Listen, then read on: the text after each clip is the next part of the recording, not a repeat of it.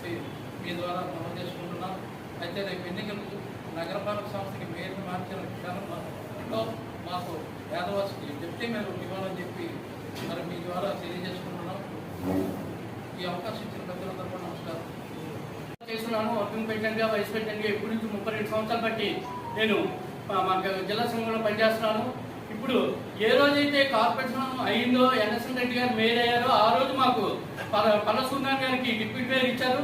ఆ రోజు నుంచి కంటిన్యూ మేము మా సంఘం పార్టీకి ఏవైతే ఉన్నా ఆ పార్టీకి పనిచేస్తున్నామో ఆ తర్వాత మాకు మేయర్గా మళ్ళీ మాకు రాజేంద్ర గారు ఎన్నికయ్యారు. ఆ తర్వాత మళ్ళీ మాకు మొన్న ఎప్పుడైతే 22 మంది కార్పొరేటర్లు వచ్చారో ఆ రోజు మమ్మల్ని గుర్తింపి ఒకే ఒక్క మహిళ అయినా మెజార్టీ అత్యధిక మెజార్టీతో వచ్చిన మహిళ మేయర్ ఇచ్చారు. ఆ మేయర్ 4 సంవత్సరాలు అయ్యి 5 సంవత్సరాలు కంటిన్యూ అయిపోవాలని మేము అయితే కోరుకున్నాం. ఎందుకంటే ఈ మధ్య అసలు తీయవలసిన అవసరం అయితే లేదు, కానీ చేస్తున్నారు, తీసారో లేదో తెలియదు. కానీ మాకైతే మా పదవులు మాకు యాదవులకు అన్యాయం జరుగుతుంది.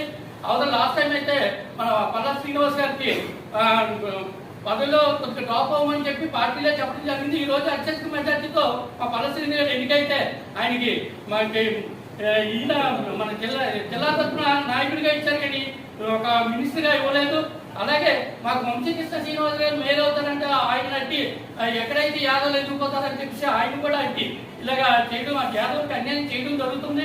మా డిమాండ్ ఏంటంటే మేము అత్యధికంగా ఉన్న యాదవులని మమ్మల్ని గుర్తించి మా పదవులు మాకు ఇప్పించవలసిందిగా డిప్యూటీ మేయర్లు లేకపోతే మేయర్ ఉన్న పక్షంలో దాన్ని కంటిన్యూ చేసి మిగతా డిప్యూటీ మేయర్లు అవి మిగతా వాళ్ళకి ఇవ్వాల్సిందిగా మేమైతే కోరుకుంటున్నాం.